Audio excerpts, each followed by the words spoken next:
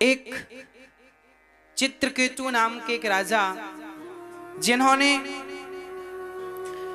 सब कुछ था, चित्रकेतु के पास पुत्र नहीं था। एक संत की कृपा से, एक संत जी से कहा, महाराज बेटा नहीं है, कृपा करो तो बेटा हो। संत ने कहा, राजन तेरी किस्मत में 7 जन्म तक बेटा नहीं है। राजा रोने लगे, महाराज एक जन्म तो काटा कटता नहीं, आपने 7 जन्म की भविष्यवाणी कर दी। क्या करूं, तेरी किस्मत ऐसी है तो मैं क्या कर सकता हूं। महाराज कुछ करो। संत ने भाग्य बदला, एक फल निकाला और कहा, लो अपनी पत्नी को खिलाना, बेटा होगा। मैया जी हो गई पंचायत। अब सुन लो, अब ध्यान दो।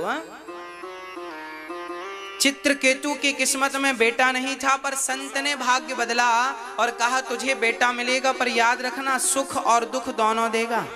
राजा बोले, ठीक है। बड़ी पत्नी का नाम कृतद्युति था। फल खिलाया, कुछ दिनों बाद वो गर्भवती हुई। समय आया, सुंदर सा बच्चा पैदा हुआ, इतना बढ़िया था। राजा ने गांव में, नगर में घर घर लड्डू बांटे, बेटा हुआ बेटा हुआ, बधाई ले लो बधाई ले लो। खूब आनंद हुआ, उत्सव मनाया। एक रानी के बेटा हुआ था ना, बाकी रानियां जो थीं उनको बेटा, राजा की बहुत सारी पत्नियां थीं और बेटा एक को हुआ। और बाकी पत्नियों के अंदर जलन होने लगी कि राजा उससे ज्यादा प्यार करने लग गए हैं जिसको बेटा हुआ, हमको तो देखते नहीं। तब उन रानियों ने जलन के कारण उस नन्हे से बच्चे को जहर देकर के मार डाला।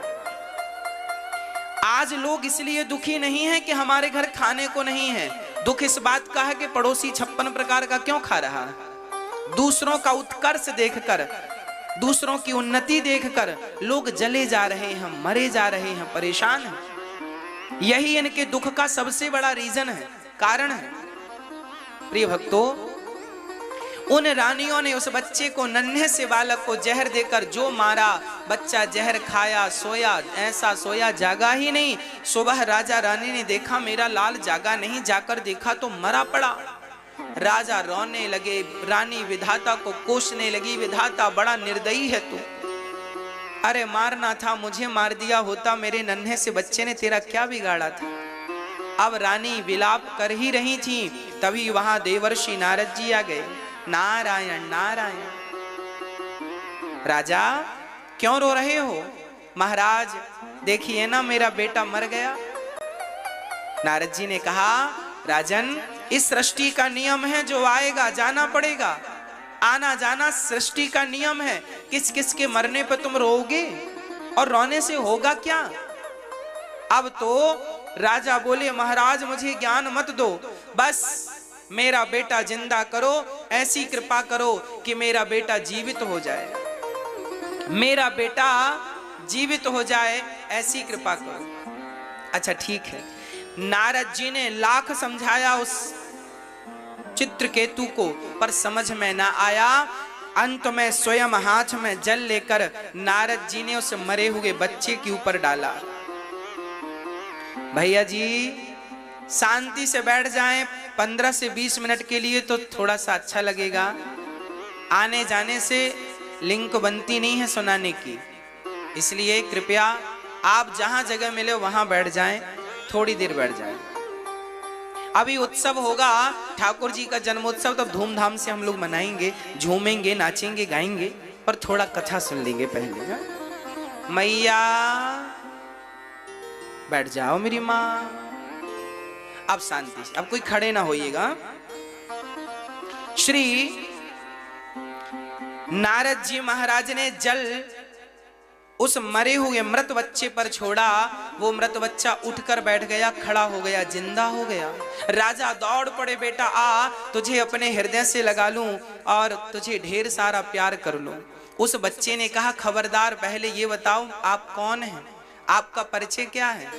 पिता ने कहा, कैसा बेटा है तू, अपने पिता से परिचय पूछ रहा है। मैं तेरा पिता भूल गया, मैं तेरा पिता हूं।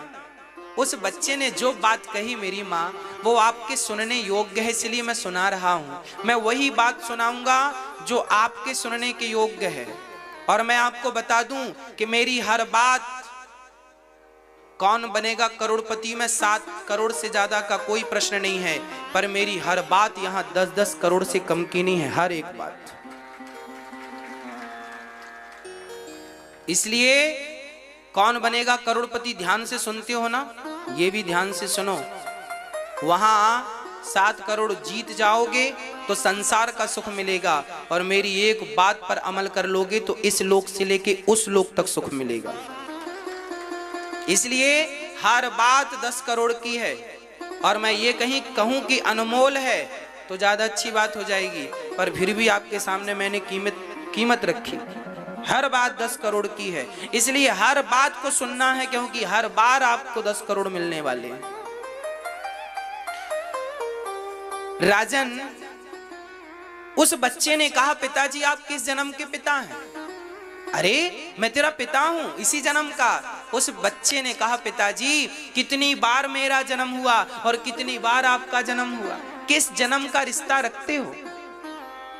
पिछले जन्म में मैं भिखारी था, तो मेरे द्वारा आपका और मेरा कोई हिसाब बाकी रह गया था, वो चुकाने आया था। क्या हिसाब बेटा? तब उस बच्चे ने कहा, पिताजी मैं पिछले जन्म में भिखारी था और आपके घर भीख मांगने आया था, तो आपने मुझे गेहूं का आटा और साथ में गाय का सूखा हुआ गोबर, ओपले, कंडे आपने मुझे दिए। मैंने नदी के किनारे उन ओपलों में, कंडों में आग लगाई, ध्यान नहीं दिया, उनमें ढेर सारी चींटियां थीं, आग लगा दी, सारी चींटियां जल के राख हो गई। और मैंने उसी आग से 5 रोटियां, जो आपने गेहूं का आटा दिया था, उसको मैंने गूंथ कर रोटियां बनाई, तो 5 रोटियां बनी। मैंने पिछले जन्म में आपकी 5 रोटियां खाई थी, सो आपका इस जन्म में 5 वर्ष तक आपका बेटा बनके मैंने 5 रोटियों का हिसाब चुकाया है। और मैंने उन चींटियों को जला के मारा था, तो आज वही चींटियां आपकी पत्नियां बन के आई, और आज उन्होंने मुझे जहर देकर के मारा है। मैंने तो भगवान को भोग लगाकर रोटियां खाई, तो एक जन्म में ही सबका हिसाब चुक गया, नहीं तो पिताजी ना जाने कितने जन्म लेके मुझे सबका हिसाब किताब अलग अलग चुकाना पड़ता। भगवत कृपा से एक जन्म में सबका हिसाब चुक गया। ये तो रही भागवत की कथा। अब ये कथा व्यास जी ने इस भागवत में क्यों रखी है? इस कथा से हमें और आपको क्या मैसेज मिलता है, क्या शिक्षा मिलती है? इस कथा को सुनने और सुनाने से हमारा क्या फायदा है? आओ हम अपने फायदे की बात करें। ये हमारे लिए एक मैसेज है। जो हम लोग कहते रहते हैं ना, ये मेरा बेटा है, ये मेरी बेटी है, आप बहुत ध्यान से सुनिएगा, गंभीर होकर सुनिएगा। इस दुनिया में कोई किसी का नहीं है।